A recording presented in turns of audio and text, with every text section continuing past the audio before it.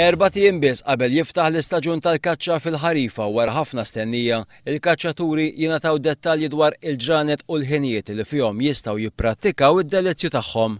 Deċiżjoni il-Gvern reġa' għal darb'oħra ħalla l-kaċċaturi u n-nassaba fuq ix-xwieq sal-aħħar għax dana ħajjiftaħ 3 ijiem oħra u għal darb'oħra rġajna ħallejna propju sal-aħħar dat-torturi tas-soltu. Parti hekk aħna l-unika pajjiż fl-Unjoni Ewropea li m'għandniex staġuni fissi tal-ħarifa u x-xitwa. Wara rakkomandazzjonijiet li saru mill-Kumitat Ornis, il-Gvern ħareġ avviż legali li jippermetti l-istaġun tal-kaċċa fil-ħarifa jiftaħ bejn nhar is-Sibt li ġej l-1 ta' Settembru sal-31 ta' Jannar tas-sena d-dieħla.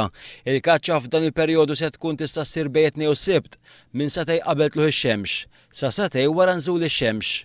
Nhar ta' Ħadd u fil-festi pubbliċi, il-kaċċa hija permessa minn satejn qabel tluħ ix-xemx u s-sija ta' wara nofsinhar. Il-kaċċaturi ġew marfa li biex ikunu protetti la safar tal-Priża se tkun permessa kaċċa bil-15 u 30 ta' Settembru mit-2 sa' Sibt wara 3 ta' wara nofsinhar u satejn qabel tluħ ix-xemx tal-jum ta' wara. Deċiżjoni illi l-Federazzjoni Kaċċaturi, Nassaba u Konservazzjonisti ma taqbilx magħha. La safar tal-Priża ma jpassux dak iż-żmien biss ipassu s-sena kollha. Imma hekk derlu li kellu li għandu jgħid. U nirrepeti, di mhijiex xi ħaġa li titlob id-direttiva tal-Asafar jew l-Unjoni Ewropea, imma xi ħaġa biex jakkomoda il-BirdLife Malta li jkunu jridu jġibu l-barranin minn barra biex joqogħdu jduru liberament fil-kampanja Maltija. Skont l-avviż legali, kaċċa fuq il-baħar tista' ssir bejn l-1 ta' Ottubru u l-31 ta' Jannar.